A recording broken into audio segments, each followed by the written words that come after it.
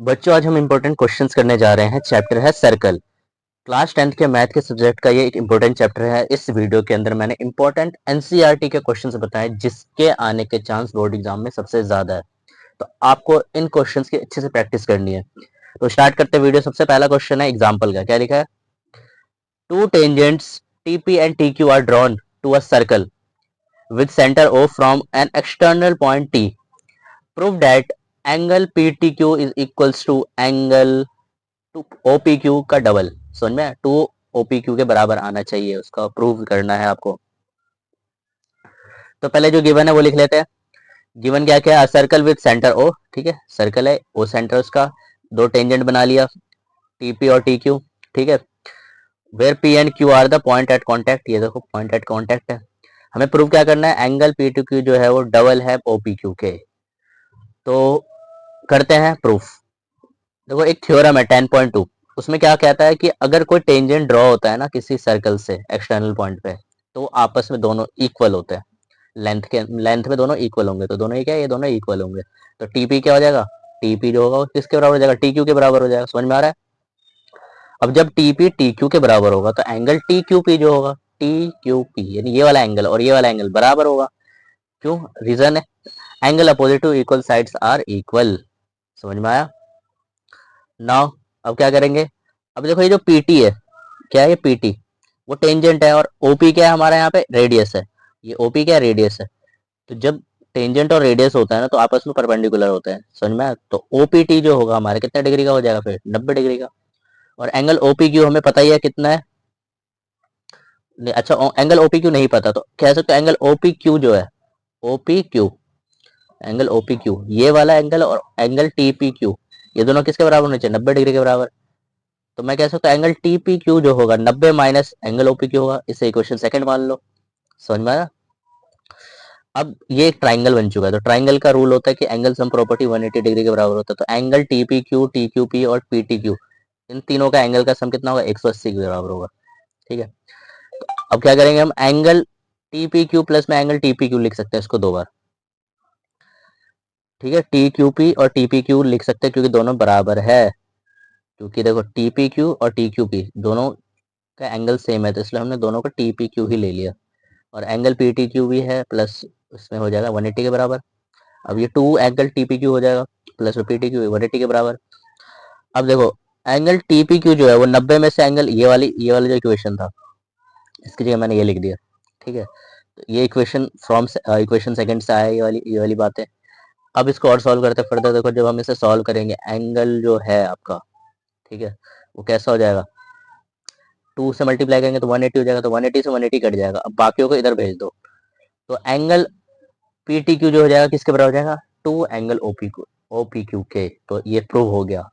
ठीक है, क्वेश्चन के 2-3 बार प्रैक्टिस करोगे तो आपको अच्छे से समझ में आ जाएगा।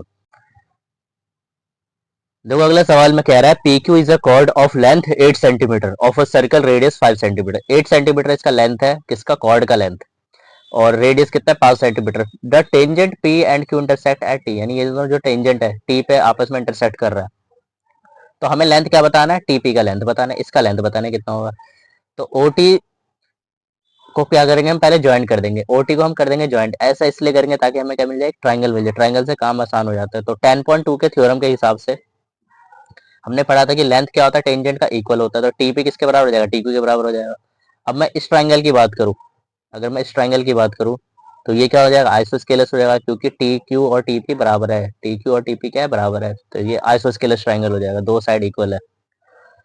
अब ओटी क्या है? हमारा यहाँ पे ओटी है वो बाइसेक्टर है। किसका बाइसेक्टर है? इस एंगल का, ये जो एंगल बन रहा है पी क्यू का एंगल।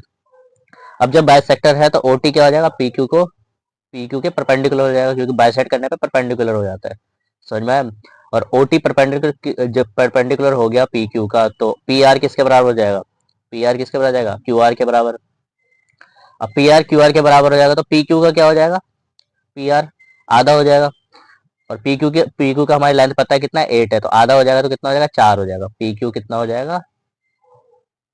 पी क्यू दे रखा था 8, तो पी आर और क्यू आर किसके बराबर हो जाएगा? 4 के बराबर हो जाएगा।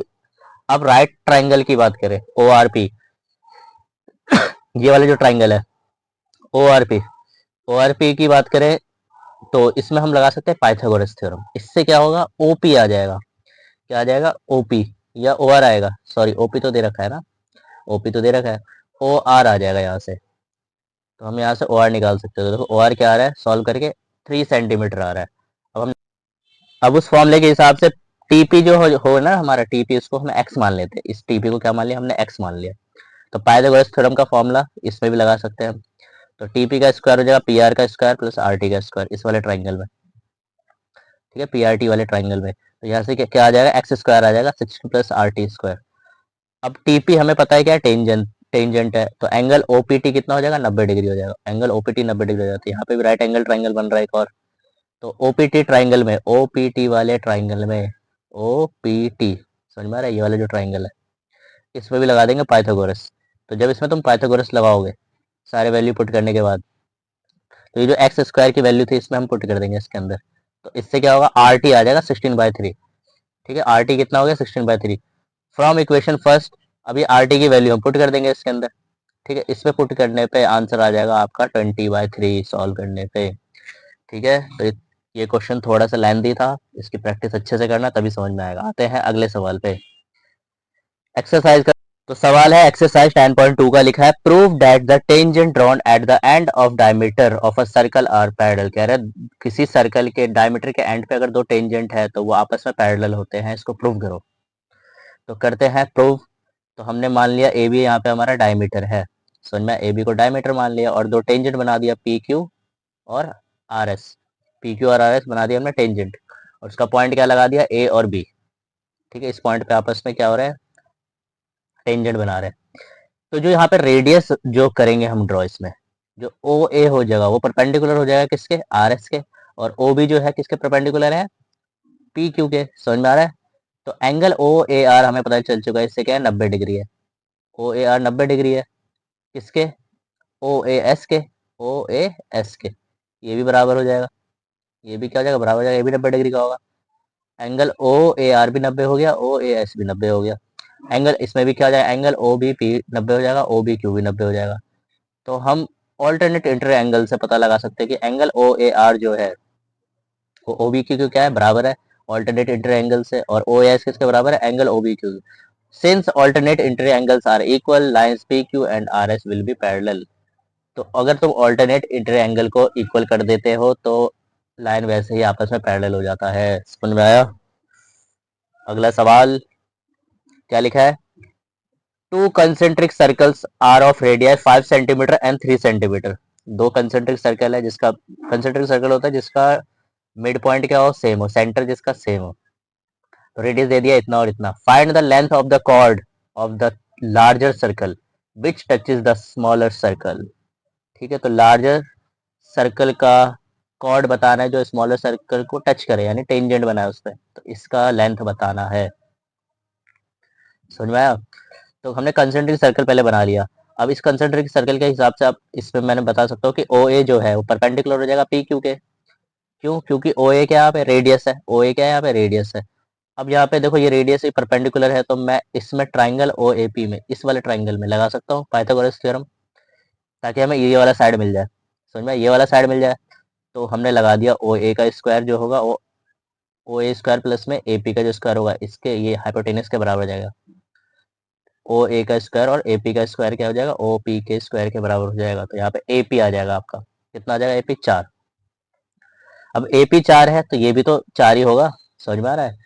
क्यों होगा 4, क्योंकि ओ ए जो है वो क्या है, परपेंडिकुलर है पी क्यू के, और परपेंडिकुलर जब होता है तो इक्वल में बढ़ता है। तो कॉर्ड की लेंथ आ जाएगी 8 सेंटीमीटर। समझ में आया? अगला क्वेश्चन है, क्या लिखा है देखो, a quadrilateral ABCD is drawn to a circumscribe a circle. ठीक है, एबीसीडी क्वाड्रिलेटरल है और सर्कल के ऊपर हर एक पॉइंट पे अटैच हो रखा है। तो तुम्हें प्रूव करना है कि A B plus C D जो है वो किसके बराबर है, A D plus B C के बराबर।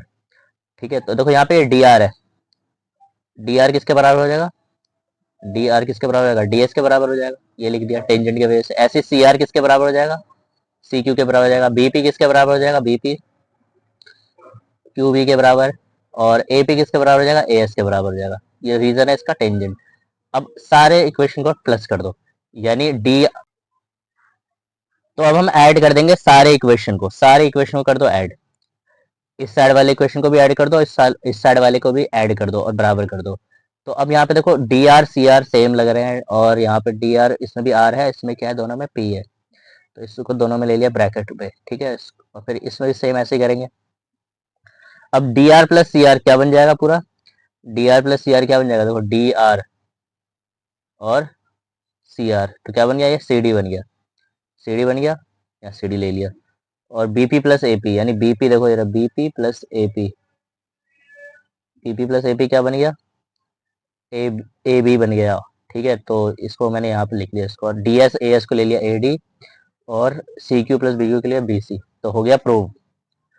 समझ में आया। अगला सवाल क्या बोल रहा है, in figure 10.3 X Y and X dash Y dash are two parallel tangent to a circle with center O and another tangent A B with point of contact C intersecting XY and at A and X dash Y dash at B.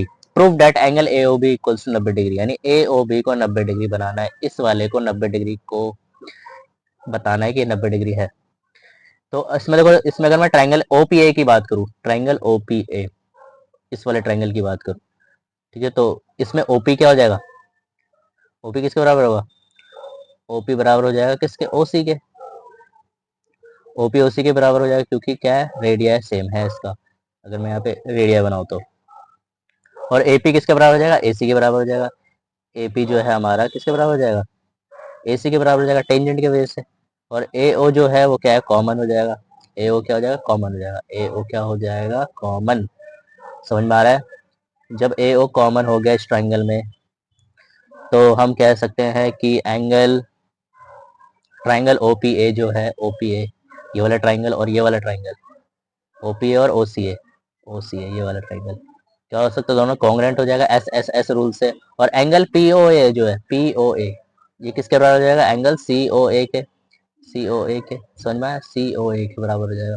इसे equation first मान लो। Similarly अगर मैं triangle OQB की बात करूं, OQB वो किसके congruent हो जाएगा, OCB के, OCB, ठीक है। यहाँ से एक लाइन खींच लेना आप, ठीक है, मैं खींच देता हूँ यहाँ पे, एक लाइन आपको खींचना है यहाँ पे, ठीक है, तो उस लाइन खींचोगे तो आ जाएगा। यहाँ से एक लाइन खींच लेना जिससे ट्राइंगल तुम्हें मिल जाएगा। समझ में आ रहा है। अब POQ यहाँ पे क्या है, हमारा POQ डायमीटर है, और डायमीटर है और एक स्ट्रेट लाइन भी है। तो अगर मैं इक्वेशन फर्स्ट की बात करूँ, जो ये वाला हमने निकाला और ये वाला एंगल POA और COA और QOB और COB, उन दोनों का सम कितना होना चाहिए, ये जो है तुम्हारा एंगल POA, पहले देखो POA कहाँ है, POA और COA, फिर उसके बाद जोड़ना पड़ेगा किसको, COB को भी जोड़ना पड़ेगा, COB को, और साथ में QOB को भी जोड़ना पड़ेगा, तब जाके पूरा कितना होगा, ये 180 डिग्री होगा। तो मैं COA को डबल ले सकता हूँ इसको, क्योंकि POA के बराबर है, POA और COA बराबर है, तो इसको 2 COA ले लिया, और COB और QOB बराबर है, तो इसको 2 COB ले लिया। तो तो COA प्लस में COB 90 डिग्री हो जाएगा, तो एंगल AOB कितना हो जाएगा, 90 डिग्री हो जाएगा। यही तो करना था प्रूफ। समझ में आया।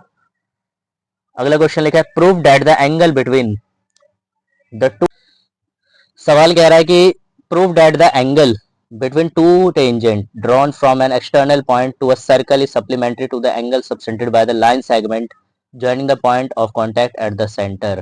मतलब हमें बताना है कि जो एंगल है, एंगल APB और BOA, यानी ये वाला जो एंगल है APB और BOA, ये एक दूसरे के क्या है, सप्लीमेंट्री, मतलब इसको और इसको सम करके कितना आ जाना चाहिए, 180 डिग्री आनी चाहिए। समझ में, इस एंगल और इस एंगल को प्रूव करना है कि सम इनका 180 डिग्री होगा। ठीक है, चलो प्रूव करते हैं।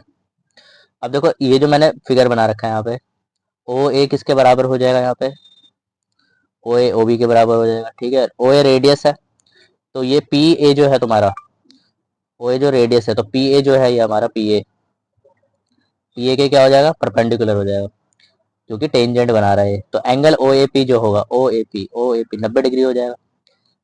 सिमिलरली बी के साथ, OB के साथ भी हो जाएगा ऐसे, तो PB के परपेंडिकुलर है, तो PB OBP कितना हो जाएगा, 90 डिग्री हो जाएगा। अब ये क्वाड्रिलेटरल बन चुका है, देखो ये क्वाड्रिलेटरल है, तो OAP कहा गया, OAP समझ में आया, और APB साथ में पीबीओ और बीओए, ये सबका सम कितना होना चाहिए? क्वाड्रिलेटरल का सम होता है 360। हमने सारी वैल्यू पुट कर दी। ओ ए, ये जो वैल्यू था हमने पुट कर दिया। ओ ए पी 90 डिग्री है, समझ में आया? ओ ए पी कितना है? 90 डिग्री है। ए पी भी नहीं दे रखा, पी बी ओ दे रखा है 90 डिग्री, ओ बी ए नहीं दे रखा, तीनों 60 के बराबर कर दिया हमने। तो इन दोनों का सम कितना हो जाएगा? ये 90 90 180 इधर आके माइनस हो जाएगा तीनों 60 में से। तो angle A P B and B O A कितना हो जाएगा? 180 डिग्री। तो प्रूव हो गया। ठीक है, अगला सवाल। क्वेश्चन में लिखा है prove that the parallelogram circumscribing a circle is a rhombus. इस बार रोम्बस प्रूव करना है। तो रोम्बस का इक्वल होता है अपोजिट साइड, ये बात पता होनी चाहिए पहले तो। अपोजिट साइड इक्वल होता है रोम्बस का। तो ए बी, अगर मैं ए बी की बात करूं यहाँ पे, ए बी किसके बराबर हो जाएगा? सी डी के बराबर हो जाएगा। और बी सी किसके बराबर हो जाएगा? ए डी के बराबर हो जाएगा। ठीक है, इसे इक्वेशन फर्स्ट और सेकंड मान लिया। और टेंजेंट के हिसाब से देखा जाए तो डी आर किसके बराबर हो जाएगा? डी आर किसके बराबर हो जाएगा? टी एस के बराबर हो जाएगा। सी आर सी क्यू के बराबर हो जाएगा। बी पी बी क्यू के बराबर हो जाएगा। ए पी ए एस के बराबर हो जाएगा। ये सब टेंजेंट के बेस पे है। अब सारे टेंजेंट को क्या कर दो? जोड़ दो। इस साइड वाले को भी जोड़ दो और इस साइड वाले को भी जोड़ दो। जोड़ दिया, हमने लिख दिया यहाँ पे।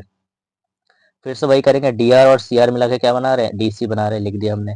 ए बी ये बना रहा था, सारे वैल्यू पुट कर दिया यहाँ पे। अब इसमें अगर मैं इस वैल्यू में A B equals to C D है, ए बी किसके बराबर है? सी डी के बराबर है। ए बी किसके बराबर है? सी डी के बराबर। और बी सी किसके बराबर है? ए डी के बराबर है। On putting the value equation first and second in the equation, यानी सी डी और ए बी, सी डी क्या लिख सकते हैं हम? ए बी लिख सकते हैं। ए बी लिख दिया तो टू ए बी हो जाएगा। ये टू ए बी हो गया, समझ में आ रहा है? और ये हो जाएगा two B C, A D की जगह मैंने बी सी लिख दिया, टू बी सी हो गया। तो ए बी किसके बराबर हो जाएगा? बी सी के बराबर हो जाएगा। इसे इक्वेशन थर्ड मान लो। अब सारे इक्वेशन को कर दो कंपेयर। तो ए बी किसके बराबर हो जाएगा? बी सी के बराबर हो जाएगा। बी सी किसके बराबर हो जाएगा? सी डी के बराबर हो जाएगा। सी डी के बराबर क्या हो जाएगा? D A B. अच्छा, रोम्बस में ऑल साइड इक्वल होते हैं। ठीक है, रोम्बस है, सॉरी ये रोम्बस था। ओके, रोम्बस में ऑल साइड इक्वल होते हैं, इससे सारे साइड इक्वल हो गए। ए बी किसके बराबर हो जाएगा? C D. A B B C के बराबर हो जाएगा, सी डी के बराबर हो जाएगा और डी ए के बराबर हो जाएगा। रोम्बस में एवरी साइड्स आर इक्वल।